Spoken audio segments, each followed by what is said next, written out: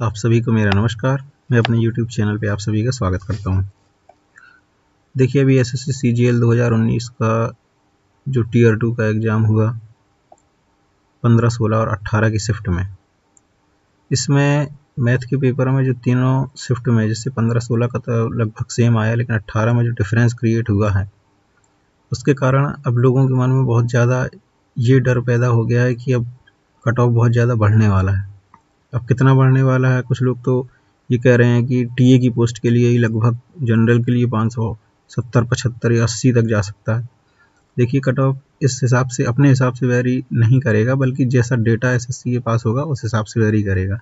ठीक है, अगर हम पिछले कुछ 2-3 सालों का ट्रेंड देखेंगे तो शायद हमें एक सही कंक्लूजन पे पहुंच पाएंगे कि लगभग कितना रह सकता है। ठीक है, इतना भी हाई नहीं जाने वाला है जितना भी अंदाजा लगाया जा रहा है। ठीक है, अगर बात करें 2017 की, हम जेन्युइन तरीके से समझेंगे, जैसा ट्रेंड अभी चला आ रहा है, नॉर्मलाइजेशन का भी इफेक्ट लेंगे। देखिए, 2017 में अगर बात करें तो जो प्री का कट ऑफ गया था वो गया था 126। ठीक है, पहले गया था 131। मैंने सब राउंड फिगर में डेटा लिया है। 100 पहले 31 गया था, उसमें लगभग उन्होंने 1.5 लाख बच्चे सेलेक्ट किए थे। फिर एक टेक्निकल ग्लिच का नाम दे दिया और बोले कुछ प्रॉब्लम आई थी, इसलिए उन्होंने 5 नंबर और घटा दिए कट ऑफ, बाकी सबका भी घटाया और कट ऑफ कर दिया 126 जनरल के लिए। और इसके बाद उन्होंने 40,000 बच्चे लगभग और बढ़ा दिए और 1,90,000।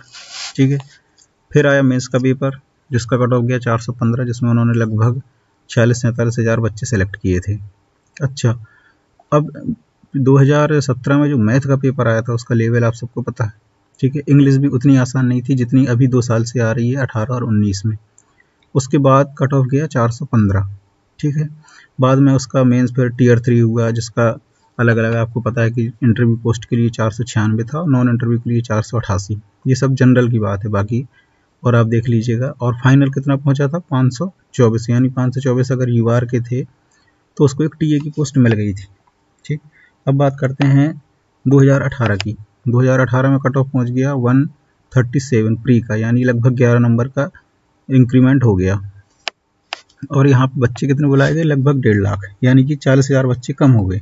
ठीक है, और यहाँ पे क्या था, नॉर्मलाइजेशन भी सबसे बड़ा रोल प्ले किया था यहाँ पे। अगर हम यहाँ पे भी लगभग 1,90,000 बच्चे एसएससी ने अगर बुलाए होते तो ये कट ऑफ 6-7 नंबर और नीचे चला जाता। ठीक, यानी 131-30 तक पहुँच जाता। अब 131-30 पहुँचता तो पिछले साल से अगर कंपेयर करें 126 से, तो नॉर्मलाइजेशन का इफेक्ट कितना, बस ज़्यादा से ज़्यादा 4-5 नंबर का आता। ठीक है, इसके बाद नंबर काफ़ी ज़्यादा बढ़े थे नॉर्मलाइजेशन में, जैसा आपको पता है। जो इजी शिफ्ट थी उसके कंपैरिजन में जो टफ शिफ्ट थी उसमें बहुत ज़्यादा मार्क्स बढ़े थे, 40-45 तक प्री में। अच्छा, इसके बाद आता है 2018 का मेंस। ठीक है, मेंस में 11, 12 और 13 को जो मैथ्स का पेपर हुआ था उसमें बहुत ज़्यादा डिफरेंस नहीं था। ये था कि एवरेज में 15-16 नंबर का डिफरेंस था। 13 का सबसे टफ माना गया था। ठीक है, और इंग्लिश में भी डिफरेंस था 2018 के पेपर में। वहाँ पे भी इंग्लिश में भी लोगों के नंबर 12 से 15 नंबर बढ़े थे। तो टोटल नंबर अगर नॉर्मलाइजेशन में मेंस में देखा जाए तो 25 से 30 नंबर बढ़े थे। ठीक है, और 2018 में रॉन्ग क्वेश्चंस भी मैथ में बहुत ज़्यादा थे, यानी 7-8 क्वेश्चन तक रॉन्ग थे। तो उसका अगर जोड़ा जाए 14 से 16 या एवरेज 15 ले लें तो लगभग 15 नंबर वो मिल गए थे। यानी अगर वहाँ पे भी नॉर्मलाइजेशन देखा जाए तो मेंस में लगभग 40 से 45 नंबर का नॉर्मलाइजेशन प्लस रॉन्ग मिला के 40-45 नंबर वहाँ लोगों को मिल गए थे। वहाँ प्री में भी नॉर्मलाइजेशन हुआ, मेंस में भी नॉर्मलाइजेशन हुआ, और इसके बाद रॉन्ग क्वेश्चन के नंबर भी मिले। उसके बाद कट ऑफ अगर मेंस का देखा जाए तो कितना बढ़ा, केवल 18 नंबर। 415 था 2017 में, और इतना सब होने के बाद कट ऑफ पहुँचा 433 नंबर, यानी 18 नंबर का इंक्रीमेंट हुआ। इसके बाद टीयर 3 हुआ। टीयर 3, अब ये हम आगे अभी देखें। टीयर 3, हाँ, टीयर 3 के बाद जो कट ऑफ गया वो गया 539, किसके लिए, इंटरव्यू पोस्ट के लिए। पिछले साल ये कितना था, 496। यहाँ पे इंक्रीमेंट काफ़ी ज़्यादा हो गया। ठीक है, लगभग 43-44 नंबर का। और जो नॉन इंटरव्यू पोस्ट है उसके लिए गया है 512, जो कि 488 था। ठीक है, अच्छा, अब हम अगर 2018 के फाइनल की बात करें, इसमें लगभग 11,000 वैकेंसी हैं। तो जिसका भी अगर जैसे 2017 में 524 था, तो इस बार अगर जनरल कैटेगरी से कोई है और उसका 540 के ऊपर अगर वो है 2018 में, तो उसको एक टीए की पोस्ट मिलना तो लगभग कन्फर्म ही है।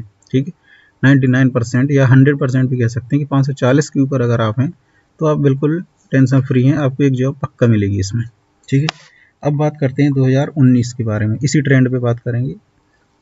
2019 में प्री में बच्चे बुलाए थे लगभग उन्होंने 1,25,000। अच्छा, 2018 में कितने बुलाए थे? 1.5 लाख।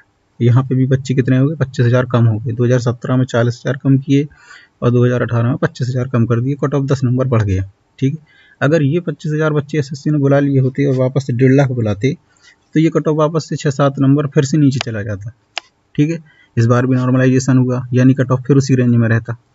तो देखा जाए तो नॉर्मलाइजेशन से बहुत ज़्यादा अंतर देखने को नहीं मिल रहा है। ठीक है, प्री में 3-4 नंबर का ही इंक्रीमेंट होता है। अच्छा, अब आया टीयर 2 मेंस। 15 और 16 का जो पेपर था वो क्वांट का, ठीक है, लगभग सेम था। ठीक है, और 18 का सबसे ईजीएस्ट, जिसमें काफ़ी ज़्यादा डिफरेंस माना जा रहा है एवरेज में। अभी कुछ सर्वे आपने देखे होंगे, उन सर्वे के अकॉर्डिंग अगर देखा जाए तो लोग कह रहे हैं कि 60 से 70 नंबर का डिफरेंस है 15-16 और 18 के पेपर में, कि 15-16 का लगभग सेम है और जो 18 का है उसमें लगभग 60-70 नंबर लोगों के ज़्यादा आ रहे हैं। तो देखिए, जब फाइनल सब बच्चों का लिया जाएगा लगभग 1 लाख के आसपास या 94-95 हज़ार जो भी हैं, तब वो डिफरेंस इतना ज़्यादा नहीं होगा, क्योंकि एवरेज तब घट जाएगा और लगभग ये डिफरेंस 40 नंबर का रह जाएगा। ठीक है, ये 60-65 तक नहीं जाएगा, लगभग 40 नंबर। यानी अगर 15 में एवरेज देखा जाए तो लगभग 110 के आसपास रहेगा ओवरऑल जब निकलेगा, और 16 का जो एवरेज है वो लगभग 114-15 के आसपास। अच्छा, ऐसा क्यों? देखिए, 15-16 का लेवल मान लीजिए सेम हो सकता है। ठीक है, पेपर का लेवल कैलकुलेशन दोनों में लगभग बराबर है, सब कुछ है, लेकिन क्या है 16 के बच्चे थोड़ा मेंटली प्रिपेयर हो जाते हैं, क्योंकि मेरा एग्ज़ाम भी 16 को ही था, मैं आपको बता दूं। 16 नवंबर को ही मेरा भी इसका एग्ज़ाम था। तो मैं आपको बताऊं कि जैसे 15 को जो लोग पेपर दे के आए, हमने उनका रिव्यू देखा, सब कुछ उस तरह से जब देख के जाते हैं तो हम मेंटली थोड़ा प्रिपेयर हो जाते हैं। तो अगर किसी ने 15 में 70 क्वेश्चन किए तो 16 में वही बच्चा 73 क्वेश्चन कर देगा।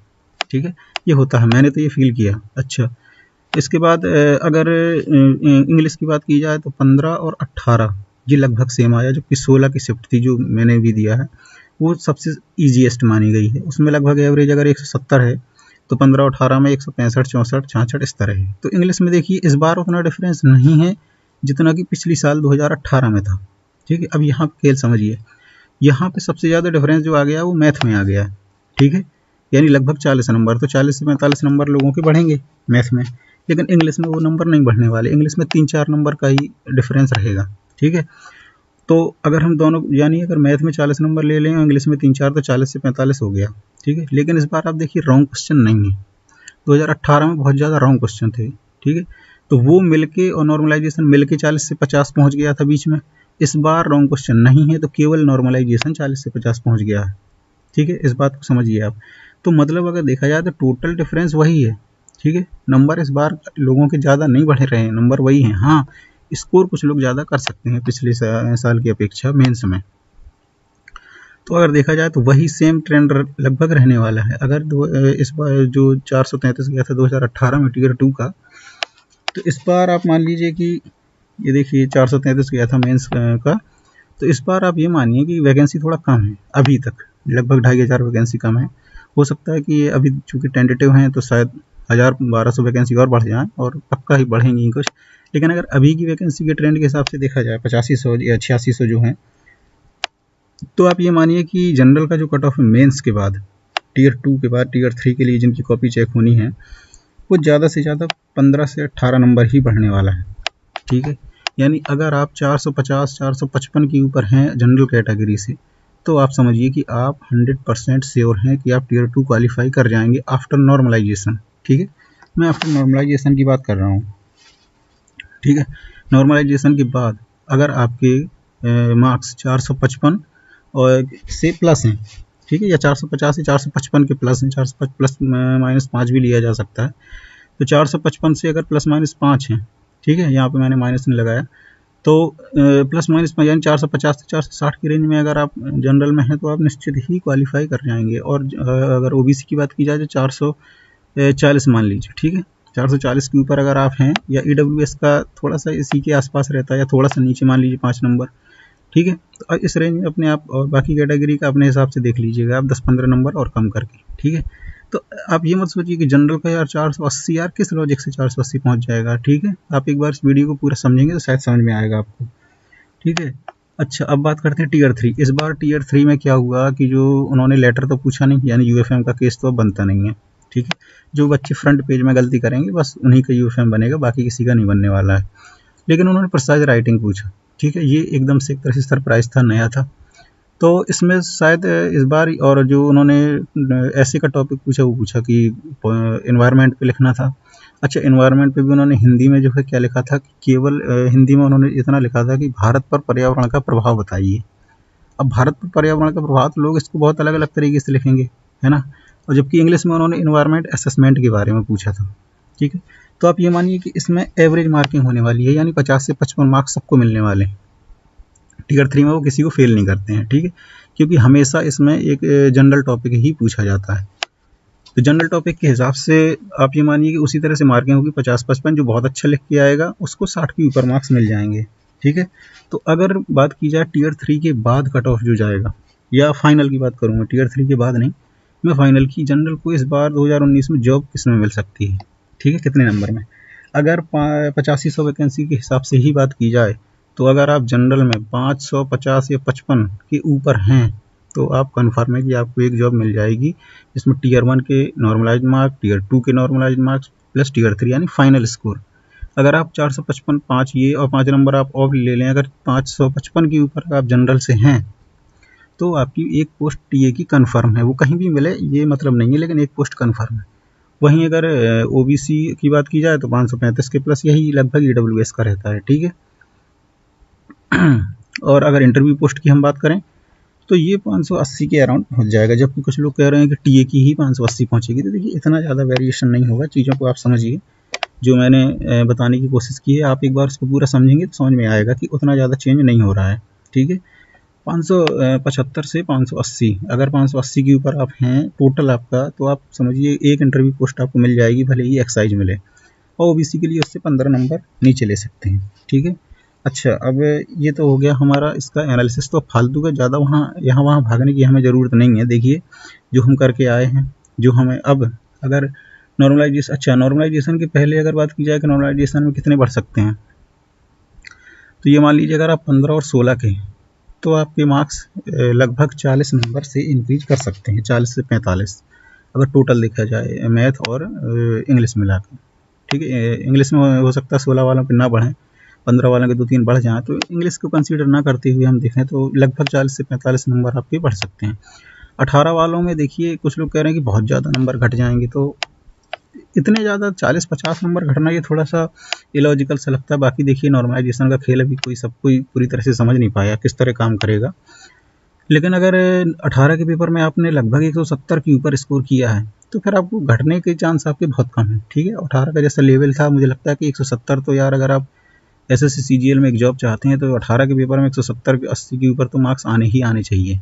ठीक है, तो इसमें अगर आप 175-80 के ऊपर हैं तो फिर आपके नहीं घटेंगे, आप वहीं रहेंगे, भले ही इंक्रीमेंट ना हो, लेकिन घटेंगे नहीं आपके। ठीक है, और 15-16 में तो बढ़ेंगे, जरूर बढ़ेंगे। 15-16 में बराबर इसलिए बढ़ सकते हैं क्योंकि 16 का पेपर भले ही हम आसान मान लें 15 के कंपेयर में, तुलनात्मक रूप से जैसे लोग मेंटली प्रिपेयर हो गए तो 2-3 का उन्हें फ़ायदा हो गया, बाकी लेवल लगभग सेम ही था। तो लेकिन 16 में क्या है कि बच्चे लगभग डबल बैठाए थे एसएससी ने, 43,000 के आसपास, तो उससे जो ओवरऑल एवरेज है ना वो घट जाता है। तो शायद मुझे लगता है कि 15 और 16 में लगभग बराबर मार्क्स बढ़ेंगे। तो नॉर्मलाइजेशन में आप 40-45 वो जोड़ लें आप अपने, और 50 नंबर आप एवरेज टीयर 3 में ले लें। इसके बाद ये सब जोड़ के अगर आपके मार्क्स लगभग 560 के ऊपर निकल रहे हैं, तो समझिए एक पोस्ट आपकी कन्फर्म है। अच्छा, अब बात करते हैं कि प्रिपरेशन के बारे में। तो देखिए मैंने तो इसके लिए सेल्फ स्टडी ही की थी। ठीक है, ना मैंने कोई कोचिंग ज्वाइन की, ना ही मैंने कोई पेड सब्सक्रिप्शन लिया, क्योंकि मुझे पता चीज़ें जिस तरह से पता, मेरा ये सेकंड अटैम्प्ट था। एक बार मैंने 2016 में, वो 2017 में एग्ज़ाम दिया था, तब मेरा नहीं हो पाया, मैं उस तरह से चीज़ों को यूटिलाइज़ नहीं कर पाया, हालांकि मेरे पास समय था। फिर लेकिन 2018 में मेरे साथ कुछ बुरा हुआ, आप ये मानिए मेरा एग्ज़ाम छूट गया, और 2019 में लेकिन मेरा पेपर बहुत अच्छे से हुआ। तो अब मैं कॉन्फिडेंट हूँ, और मेरे मार्क्स जब रिजल्ट आ जाएगा तो मैं आपको बता दूंगा। तो इसके बारे में हम बाद में बात करेंगे कि सेल्फ स्टडी से कैसे हम SSC CGL को पार कर सकते हैं। ठीक है, अगर आपको पसंद आए इसमें और कोई डाउट हो तो आप इसमें बताइएगा मुझे। ठीक है, आप सभी को मेरी बहुत बहुत शुभकामनाएं। आप लोग मुझे बाद में बताइएगा कमेंट के माध्यम से, तो फिर हम उस पर आगे वीडियोज़ लाएंगे कि सेल्फ स्टडी से कैसे हम बिना किसी पेड सब्सक्रिप्शन के, बिना किसी कोचिंग के हम आगे बढ़ सकते हैं। ठीक है, बहुत बहुत धन्यवाद। आप सभी को बहुत बहुत शुभकामनाएं। नमस्कार।